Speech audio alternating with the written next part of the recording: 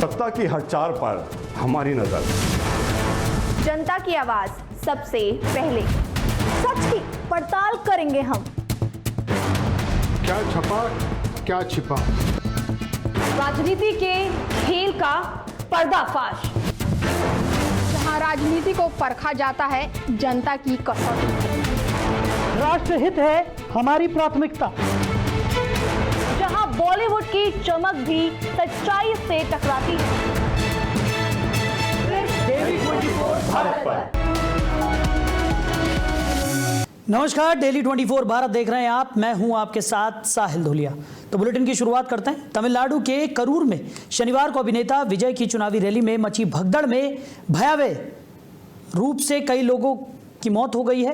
और आपको बता दें, इस हादसे में 39 लोगों की मौत हो चुकी है, जिनमें से 10 बच्चे और 16 महिलाएं शामिल हैं, जबकि करीब 95 लोग अस्पताल में भर्ती हैं और एक की हालत नाजुक भी बताई जा रही है। पुलिस के अनुसार कार्यक्रम स्थल पर लगभग 10,000 लोगों के आने की उम्मीद थी, लेकिन करीब 27,000 लोग पहुंच गए, जिससे हालात बेकाबू हो गए। जब विजय भाषण दे रहे थे तभी अचानक धक्का मुक्की और अफरा तफरी मच गई। लोग गिरने लगे और कई लोग बेहोश हो गए। प्रधानमंत्री नरेंद्र मोदी, मुख्यमंत्री एम.के. स्टालिन सहित कई नेताओं ने इस दर्दनाक घटना पर गहरा शोक भी व्यक्त किया और पीड़ित परिवारों के प्रति संवेदना प्रकट करते हुए जल्द राहत व सहायता देने का आश्वासन दिया। तो मुख्यमंत्री स्टालिन ने हादसे की गहन जांच के लिए जस्टिस अरुणा जगदीशन की अध्यक्षता में एक विशेष आयोग का गठन किया है, जो भीड़ नियंत्रण, सुरक्षा इंतजाम और संभावित लापरवाही की जांच कर रिपोर्ट पेश करेगा। तो राज्य सरकार ने मृतकों के परिजनों को 10-10 लाख रुपए और घायलों को 1 लाख रुपए की आर्थिक सहायता देने की घोषणा की है। जिला प्रशासन ने अस्पतालों में आपात सेवाएं तेज कर दी हैं। वहीं पुलिस ने भविष्य में ऐसे कार्यक्रमों के लिए भीड़ प्रबंधन और सुरक्षा व्यवस्था को और सख्त करने की बात कही है। तो बता दें कि विजय की रैली चल रही थी और उसी बीच ये भगदड़ मच गई। तो खबर पर ज्यादा जानकारी के साथ हमारे सहयोगी हिमांशु हमारे साथ जुड़ गए। हिमांशु, तमिलनाडु में ये भयावह हादसा हुआ है जहां पर भगदड़ मचने से कई लोगों की जान चली गई है, कई लोगों की स्थिति गंभीर अब भी बताई जा रही है। क्या कुछ जानकारी मिल पा रही है? बिल्कुल, आपको बता दें कि जिस तरीके से तमिलनाडु के अंदर ये दर्दनाक हादसा, दुखद हादसा हुआ है, जिसमें आपको बताएं कि अभी तक जो आपको बता दें, जो अभी लेटेस्ट अपडेट है उसके मुताबिक 39 लोगों की इसमें अभी तक जान चली गई है। वहीं 50 से अधिक लोग जो है घायल बताए जा रहे हैं। चेन्नई से महज 400 किलोमीटर की दूरी पर ये जो करूर जो है स्थित है, जहां पर ये हादसा हुआ है। बता दें कि जो तमिलनाडु में जो एक्टर है विजय की ये रैली हो रही थी, जो कि अभिनेता से राजनेता बने हैं। सार्वजनिक कार्यक्रम था, वहां पर लोग बड़ी संख्या में पहुंचे हुए थे उनको देखने के लिए। और आपको बताएं कि जिस तरीके से वो थोड़ा लेट पहुंचे, वहां पर तकरीबन 5 से 6 घंटे बाद वहां पर पहुंचे, जिसके वजह से लोग जो है बेहोश हो गए और कहीं ना कहीं लोगों को प्यास लगने लगी, लेकिन वहां पर उस तरीके की व्यवस्था नहीं थी, उस तरह का इंतजामात नहीं था। और ये भी जानकारी मिल रही है कि जो करूर के जिस मैदान में एक्टर विजय की रैली का आयोजन किया गया था, उसकी क्षमता जो है 10,000 लोगों की थी, लेकिन वहां पर 30,000 से ज्यादा लोग मौजूद थे, यानी कि 3 गुना भीड़ ज्यादा थी। और यही कारण है कि यह हादसा हुआ। यानी कि जब भीड़ को पुलिस जो है वो नियंत्रित नहीं कर पाई और भीड़ अनियंत्रित हो गई और लोग एक दूसरे के ऊपर दब गए, जिसके वजह से ये पूरा दर्दनाक हादसा हुआ। और आपको बता दें कि जिसमें 17 महिलाओं समेत 39 लोगों की जो जान गई है, उसमें 17 महिलाएं भी हैं और कई बच्चे और बच्चियां भी हैं। तो आप अंदाजा लगा सकते हैं कि ये हादसा कितना भयावह रहा होगा, किस तरीके से लोगों ने अपनी जान गंवाई होगी। और देखिए जो है भीड़, आपकी बात करें कि कैसे आखिरकार ये भीड़ बढ़ी। दरअसल ये जो रैली थी, इसका दोपहर 3 बजे से लेकर शाम 10 बजे तक निर्धारित किया गया था। ऐसे में लोग जो है 11 बजे से ही मैदान पर एकत्रित होने लग गए थे। लेकिन जो एक्टर है विजय, वो रैली में काफी देर से पहुंचे और तब तक भीड़ जो है बहुत ज्यादा बढ़ चुकी थी। और विजय जो है शाम को तकरीबन 7:40 पर मैदान में पहुंचे और लोग जो है घंटों से भूखे प्यासे उनका इंतजार कर रहे थे, बैठे हुए थे। और उनको देखने की जो भीड़ थी वो कहीं ना कहीं बेकाबू हो गई जैसे ही वो वहां पर पहुंचे, और कहीं ना कहीं इस वजह से ये पूरा हादसा हुआ। लेकिन आपको बता दें कि इसमें जो वहां के मुख्यमंत्री हैं, उन्होंने जो स्टालिन है, उन्होंने ये बोला है कि ये बहुत ही दुखद हादसा है उनका। और ये उन्होंने कहा है कि 10 लाख रुपए का मुआवजा जो है मृतकों को दिया जाएगा और 1 लाख रुपए आर्थिक मदद जो घायल है उनको भी किया जाएगा। लेकिन अब ये बड़ा सवाल उठता है कि इस तरह का हादसा कोई पहली बार नहीं हुआ है। इससे पहले जब बेंगलुरु की टीम जीती थी IPL में, तो आपने देखा था किस तरीके से स्टेडियम के बाहर चेन्नई चेन्नई के अंदर हादसा हुआ था, वहां पर कई लोगों ने जान गंवा दी। इसके अलावा महाकुंभ में किस तरीके से लोगों ने भगदड़ से जान गंवाई, नई दिल्ली रेलवे स्टेशन पे किस तरीके से हादसा हुआ, वहां लोगों ने जान गंवाई। यानी कि लोगों की जान की कीमत इतनी सस्ती हो गई है कि जहां आप देखिए कि किस तरीके से प्रशासन की लापरवाही से लोग अपनी जान लोगों को गंवानी पड़ रही है। और केवल जो है जांच भी यहाँ गठित कर दी गई है। आपको बता दें बिल्कुल हिमांशु, और लापरवाही तो यहाँ पर है ही है, लेकिन इस तरीके की जब कोई बड़ी रैली होती है तो कई तरीके की गाइडलाइंस यहाँ पर जारी की जाती है, लेकिन उसका अभाव यहाँ पर देखने को मिला। दूसरी तरफ बात की जाए तो सीएम स्टालिन ने यहाँ पर एक आयोग का गठन कर दिया है जो इस पूरे मामले में जांच पड़ताल करेगा। उसको लेकर क्या कुछ जानकारी? बिल्कुल, आपको बता दें कि जिस तरीके से जो सीएम स्टालिन है उन्होंने ये एक आयोग का गठन किया है। हाई कोर्ट जो कि उनके निगरानी में है, पूर्व हाई कोर्ट के जो जज हैं उनके निगरानी में ये पूरा गठन किया गया है और बहुत जल्द इसकी रिपोर्ट भी मांगी जाएगी। वहीं आपको बता दें तमिलनाडु पुलिस ने जो भगदड़ की जांच के लिए कमीशन का गठन किया है, वहीं गृह मंत्रालय ने भी तमिलनाडु सरकार से मामले पर विस्तृत रिपोर्ट मांगी है और इस मामले में एक्टर विजय और उनकी पार्टी के लोगों से भी पूछताछ हो सकती है। क्योंकि देखिए इस तरीके का हादसा होना एक बहुत बड़े लापरवाही का कहीं कह सकते हैं, क्योंकि इतनी भीड़ आखिरकार कैसे वहां पहुंच गई, लोगों को पहले से क्यों नहीं रोका गया, पुलिस ने क्यों उनको रोकने की कोशिश नहीं की गई। और ये जो पूरा हादसा है, देखिए ये जो पार्टी है टीवीके, वहां की लोकल पार्टी है जिसमें एक्टर विजय पहुंचे हुए थे जो कि उस पार्टी से जुड़े हुए हैं, अभिनेता है, बड़े अभिनेता है। और ऐसे में जब वो पहुंचे तो लोगों की हुजूम उमड़ गया उनको देखने के लिए। लेकिन जिस तरीके से थोड़ा वो देर में जब पहुंचे और लोग 11 बजे से उनका इंतजार कर रहे थे और वो तकरीबन शाम को 6-7 बजे पहुंचे, तो आप अंदाजा लगाइए कि लोगों ने कितना देर उनका इंतजार किया।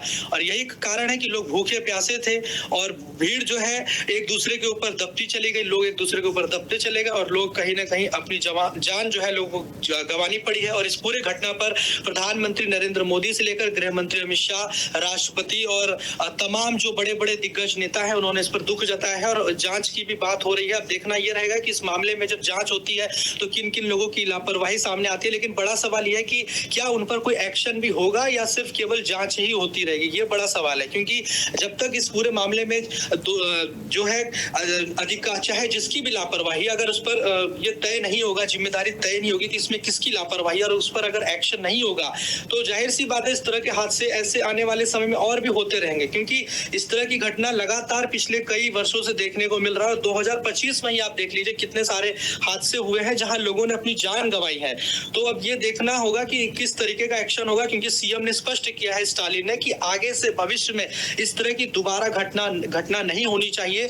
उन्होंने अधिकारियों को सख्त निर्देश दिया है और जांच जो गठित की गई है, अब वो जब रिपोर्ट सामने आएगी, जो आयोग गठित किया गया है, उसमें देखना होगा कि इसमें किस तरह की लापरवाही हुई और किस तरीके से अधिकारियों पर कार्रवाई होती है, ये देखने वाली बात होगी। जी बिल्कुल हिमांशु, और बिल्कुल सही कहा आपने कि ये पहली घटना नहीं है, इससे पहले भी इस तरीके की घटनाएं सामने आ चुकी हैं, लेकिन उसके बावजूद प्रशासन जो है वो सबक लेने को तैयार नहीं है। दूसरी तरफ जिस तरीके की ये घोर लापरवाही एक्टर की तरफ से निकलकर सामने आई है, ये भी कई सवाल खड़े करती है, क्योंकि एक्टर को अपनी जिम्मेदारी समझनी चाहिए। इससे पहले भी एक हादसा हुआ था जिसमें विजय की ही एक रैली थी जिसमें एक महिला को काफ़ी ज़्यादा चोट आई थी और एक महिला की जान भी चली गई थी।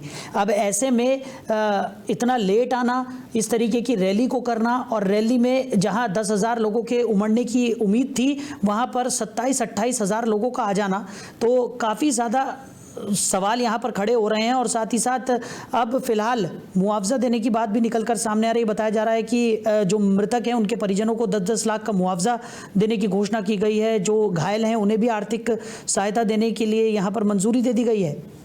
बिल्कुल बिल्कुल, आपको जैसे कि मैंने जानकारी दी कि जो मुख्यमंत्री स्टालिन है उन्होंने सबसे पहले तो हादसे की जांच के लिए जस्टिस अरुणा जगदीशन की अध्यक्षता में एक आयोग का गठन कर दिया है। दूसरी बात यह है कि स्टालिन ने मृतकों के परिवारों को 10-10 लाख रुपए मुआवजा का ऐलान किया है। साथ ही जो लोग घायल हुए हैं उनको 1 लाख रुपए जो है मुआवजा दिया जाएगा। साथ ही जो सीएम स्टालिन है वो देर रात जो है आपको बता दें कि करूर पहुंचे जहां ये हादसा हुआ, और उन्होंने जो हादसे में मारे गए लोग हैं उनको भी श्रद्धांजलि दी है। और लेकिन जिस तरीके से जो तस्वीरें निकलकर सामने आ रही है वो बहुत ही ज्यादा भयावह है, बहुत ही ज्यादा चिंताजनक है। जी चलिए हिमांशु, आप बने रहिए हमारे साथ, आगे भी आपसे हम जानकारी लेंगे।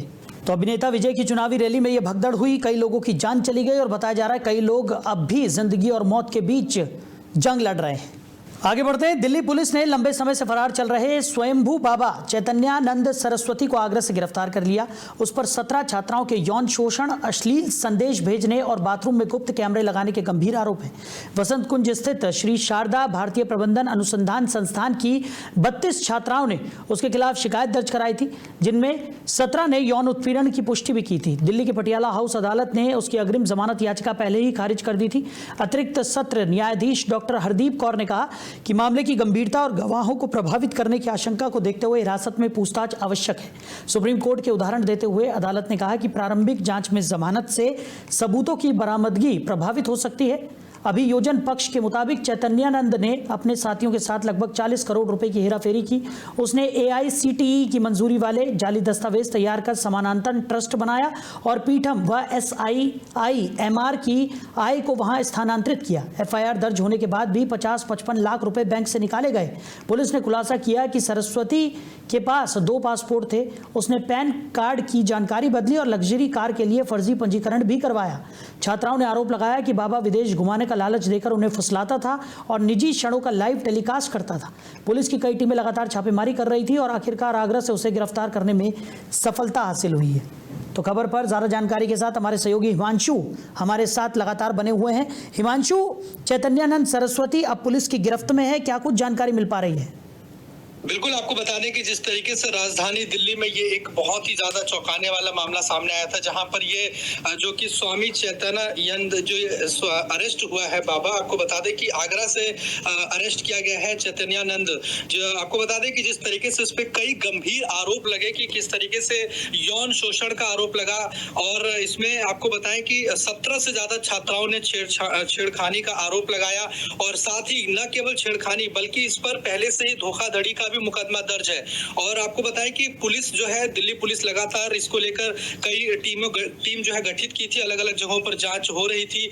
और जो ये आरोपी है, आपको बता दें कि इसको देर रात आगरा से गिरफ्तार किया गया है। ताजगंज इलाके के होटल से गिरफ्तार किया गया, और बता दें कि ये एक होटल में रुका हुआ था। दिल्ली पुलिस ने होटल के कमरा नंबर 101 में बाबा को गिरफ्तार कर लिया, और इसके बाद 15 मिनट तक आरोपी से पूछताछ की गई, और उसके बाद पुलिस जो है अब ये जो बाबा है उसको दिल्ली लेकर आ गई है। ये भी जानकारी आपको बता दें कि जो श्रृंगेरी मठ जो है जिससे ये जुड़ा हुआ था, वो मैनेजर के पद पर था, और ये वसंत कुंज स्थित आश्रम था जहां पर ये पूरा इसका ये आश्रम चलता था। 17 से ज्यादा छात्राओं से छेड़खानी का आरोप लगा। वहीं आपको बता दें कि इसका असली जो नाम है वो है सारथी मठ, और करीब 3 खरब से अधिक की संपत्ति पर यह कब्जा करना चाहता था। यह भी बड़ी जानकारी मिली है। इसके लिए उसने पीठ के जो पीठ है, आपको बता दें श्रृंगेरी मठ, जो कि शंकराचार्य जो मठ आपको बता दें जो चारों शंकराचार्य होता है उसमें से एक मठ है श्रृंगेरी मठ, जिसका ये मैनेजर यहाँ पर दिल्ली में बनकर बैठा हुआ था। पीठ ने ही आरोप लगाया कि किस तरीके से इसने विश्वास को तोड़ा, इस संपत्ति पर कब्जा करना चाहता था। वहीं आपको बता दें कि इसको लेकर वसंत कुंज नॉर्थ थाने में धोखाधड़ी, जालसाजी और फर्जी कागजात बनवाने के भी मुकदमा दर्ज है, और आरोप लगाया गया है कि किस तरीके से ये कुछ इमारतों और कई कंपनियों को किराए पर दे रखा था। वहीं इसने प्रतिमाह करीब 60 लाख रुपए किराया इसका हर महीना ये इमारतों से लेता था, जिसकी जानकारी पीठ को भी नहीं थी। तो आप सोच सकते हैं किस तरीके से ये अमीर बनने की चाहत थी, और अपने आप को PMO से जुड़ा हुआ भी बताता था। और इस तरीके से कई बड़े बड़े खुलासे हुए हैं। इसके 18 बैंक खाते हैं, इससे जुड़े हुए ट्रस्ट अलग अलग जो चलते हैं, और उसमें 28 फिक्स डिपॉजिट की भी पहचान की गई है, जिसमें से तकरीबन 18 करोड़ रुपए भी मिले हैं। वहीं पुलिस ने कार्रवाई करते हुए सभी बैंक खातों को सीज कर दिया है। इनमें ज्यादातर जो रकम है वो Sharda institute of Indian management research foundation trust के जरिए जमा किया जाता था। यानी कि आप सोच सकते हैं किस तरीके से ये फर्जी कागजात भी बनवाता था। PhD के लिए गारंटी राशि के लिए FD तैयार करने के लिए 1 करोड़ रुपए की इसने मांग की थी। उस पर कई सरकारी कागजात बनवाने के भी आरोप है। और देखिए जिस तरीके से ये महिलाओं को, जो छात्राएं हैं जो वहां पर रह रही थी, उनको ये छेड़खानी करता था। किस तरीके से 2016 में पहली बार एक FIR जो है छात्रा ने दर्ज कराई थी, और उसने बताया था कि कैसे उसने संस्थान में 8 महीने बिताए, वो मेरी जिंदगी का सबसे खराब दौर था। उसके बाद उसने वहां पढ़ाई छोड़ दी थी, क्योंकि ये कहीं ना कहीं अश्लील मैसेजेस करता था। जिस पुलिस को जब चैट्स मिले उसमें ये सारे खुलासे हुए। तो आप अंदाजा लगा सकते हैं कि किस तरीके से बहला फुसला कर लड़की विद्यार्थियों को, छात्राओं को अब सोचता था कि उनके साथ किस तरीके से शोषण किया जाए। ये सारा खुलासा जो है चैट में हुआ है। पुलिस ने बहुत सारी छात्राओं से, तकरीबन 26-27 से ज्यादा छात्राओं से जो है बयान उनके जो है दर्ज किए गए हैं, जिसके बिहाफ पर ये जो है कार्रवाई की गई है। और ये भी छात्राओं ने बताया कि किस तरीके से ये जो बाबा था गलत तरीके से टच करने की कोशिश करता था, गंदे गंदे मैसेजेस करता था।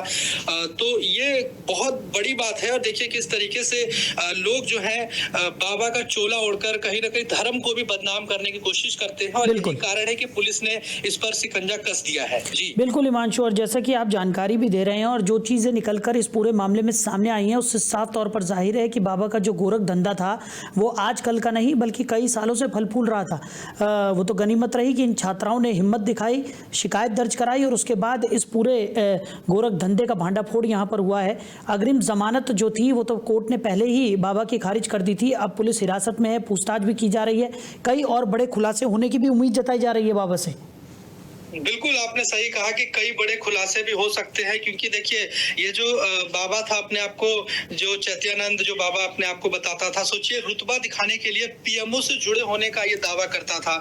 यूएन और ब्रिक्स के फर्जी कार्ड जो है बरामद किया है पुलिस ने। तो आप अंदाजा लगाइए कि किस तरीके से ये अपने आप को रुतबा अपना दिखाने का प्रयास करता था कि कितना उसके पास पावर है, कितना पैसा है, और किस तरीके से धोखाधड़ी करता था। जिस पीठ का वो मैनेजर था, श्रृंगेरी पीठ का, वहां के श्रृंगेरी जो मठ है वहीं के लोगों ने ये आरोप लगाया, उल्टा उन्होंने ही धोखाधड़ी का इस पर केस किया कि किस तरीके से ये मठ के आड़ में कैसे ये पूरा गोरख धंधा चलाता था, किस तरीके से 60 लाख रुपए हर महीने अलग अलग इमारतों से कमाई करता था, किराए से पैसा जो आता था, और इसकी जानकारी पीठ को नहीं थी। तो आप अंदाजा लगाइए कि जिस संस्था से जुड़ा था, जिस पीठ से जुड़ा था, वहीं पर ये उन्हीं को धोखा देने का काम कर रहा था। केवल अपना खुद का नेटवर्क, अपना खुद का पावर बनाने की कोशिश कर रहा था। और दूसरी तरफ जो हरकतें उसने की महिलाओं के साथ, छात्राओं के साथ जिस तरह की हरकतें की, आने वाले समय में इसमें और भी कई बड़े बड़े खुलासे हो सकते हैं, और कितने लोग इसमें शामिल हैं, क्योंकि जाहिर सी बात है ऐसा नहीं हो सकता कि केवल ये अकेले ही सारा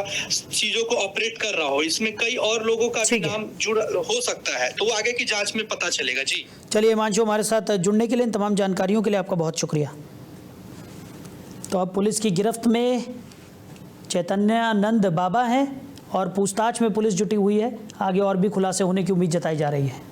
उधर कानपुर में बरेली जैसी साजिश रचने का मामला सामने आया है, जहां शुक्रवार दोपहर नमाज के बाद एक भड़काऊ ऑडियो क्लिप वायरल होने से तनाव की स्थिति बन गई। यह घटना रेल बाजार थाना क्षेत्र के सुजातगंज चौकी इलाके की है। पुलिस के अनुसार अजमेरी मस्जिद में जुमे की नमाज खत्म होने के बाद अचानक एक ऑडियो चलाया गया, जिसमें एक समुदाय विशेष को प्रशासन के खिलाफ उकसाने और हिंसा फैलाने का आह्वान किया गया। इस ऑडियो के वायरल होते ही लगभग 20 से 25 युवक मौके पर जमा हो गए और माहौल बिगड़ने लगा। सुजातगंज चौकी प्रभारी राजमोहन मिश्रा ने बताया कि वो पुलिस टीम के साथ नमाज के बाद ड्यूटी पर थे। इस दौरान मदार होटल तिराहा निवासी जुबैर अहमद खान और जुबैर गाजी ने कथित तौर पर यह भड़काऊ ऑडियो चलाया।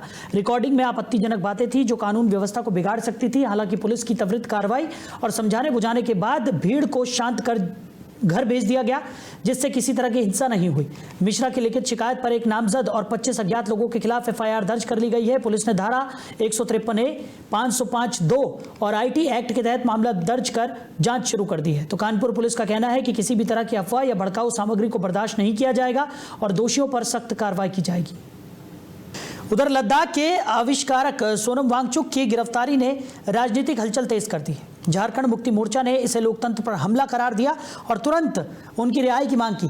जेएमएम के कार्यकारी अध्यक्ष और पूर्व मुख्यमंत्री हेमंत सोरेन ने एक्स हैंडल पर पोस्ट कर लिखा कि जल, जंगल, जमीन और संस्कृति की रक्षा करने वाली आवाज को दबाने की कोशिश की जा रही है। उन्होंने कहा कि उम्मीद की एक और किरण सलाखों के पीछे, और चेतावनी दी कि साजिशों पर पूरे देश की नजर है। पार्टी महासचिव सुप्रियो भट्टाचार्य ने कहा कि यह गिरफ्तारी अन्यायपूर्ण है और पूरे देश में आक्रोश की लहर है। उन्होंने बताया कि राज्य में भी लोग इस कार्रवाई से गुस्से में हैं और मुख्यमंत्री भी इसे बेहद निंदनीय मानते हैं। सोनम वांगचुक पिछले 5 वर्षों से शांतिपूर्ण आंदोलन चला रहे हैं। उन्होंने कई बार अनशन किया और लद्दाख से दिल्ली तक मार्च भी निकाला। उनका मुख्य उद्देश्य था कि 5 अगस्त 2019 को अनुच्छेद 370 हटाने के बाद लद्दाख को केंद्र शासित प्रदेश बनाने के फैसले को बदलकर उसे फिर से राज्य का दर्जा मिले और राज्य को 6ठी अनुसूची में शामिल किया जाए। सोनम वांगचुक की गिरफ्तारी ने न केवल राजनीतिक नेताओं का ध्यान खींचा है, बल्कि देश भर में पर्यावरण और लोकतांत्रिक अधिकारों के प्रति संवेदनशीलता को भी बढ़ा दिया है। उधर अबू धाबी से बड़ी कार्रवाई की खबर सामने आई है, जहां पंजाब पुलिस ने अंतर्राष्ट्रीय स्तर पर काम करते हुए एक खालिस्तानी आतंकी परविंदर सिंह उर्फ पिंडी को गिरफ्तार कर भारत लाने में कामयाबी हासिल की है। ये गिरफ्तारी बाबर खालसा इंटरनेशनल जैसे आतंकी संगठन से जुड़े नेटवर्क पर एक बड़ा प्रहार माना जा रहा है। परविंदर के खिलाफ पहले से ही रेड कॉर्नर नोटिस जारी था, जिसके बाद बटला पुलिस की 4 सदस्यीय टीम 24 सितंबर को यूएई रवाना हुई। टीम ने अबू धाबी पहुंचकर वहां के विदेश मंत्रालय से संपर्क साधा, सभी औपचारिकताएं पूरी की और आखिरकार पिंडी को भारत वापस लाया गया। परविंदर सिंह के कनेक्शन विदेश में बैठे कुख्यात आतंकियों हरविंदर सिंह उर्फ रंदा और हैप्पी पसिया से भी जुड़े हुए माने जा रहे हैं और ये सभी नाम बटाला और गुरदासपुर इलाके में पेट्रोल बम हमले, हिंसक घटनाओं और वसूली जैसे कई गंभीर मामलों में भी सामने आ चुके हैं। पंजाब के डीजीपी गौरव यादव ने इस पूरे ऑपरेशन को सफल बनाने में केंद्रीय एजेंसियों, विदेश मंत्रालय और यूएई सरकार का आभार जताया। उन्होंने कहा कि यह कार्रवाई पंजाब पुलिस के आतंकवाद के खिलाफ जीरो टॉलरेंस नीति को और भी मजबूत करती है और इस तरह की कार्रवाई से देश की सुरक्षा और न्याय व्यवस्था को नई मजबूती मिलती है। वहीं लद्दाख के लेह शहर में हालात लगातार तनावपूर्ण बने हुए हैं और हिंसक घटनाओं के बाद चौथे दिन भी कर्फ्यू जारी रहा। इस कर्फ्यू की वजह से लोगों को रोजमर्रा की जरूरत की चीजें जैसे राशन, दूध और सब्जियां मिलने में भारी दिक्कतें आ रही हैं। हालातों की गंभीरता को देखते हुए गृह मंत्रालय की एक टीम शुक्रवार को खुद लेह पहुंची और वहां के हालातों का जायजा भी लिया। टीम ने उपराज्यपाल, स्थानीय पुलिस और प्रशासन के साथ साथ लेह की सर्वोच्च निकाय की प्रतिनिधियों से भी बैठक की। इस बीच लेह के डीएम रोमिल सिंह डोंग ने अगले 2 दिन तक सभी स्कूल, कॉलेजेस और आंगनबाड़ी केंद्रों को बंद रखने का आदेश दे दिया है।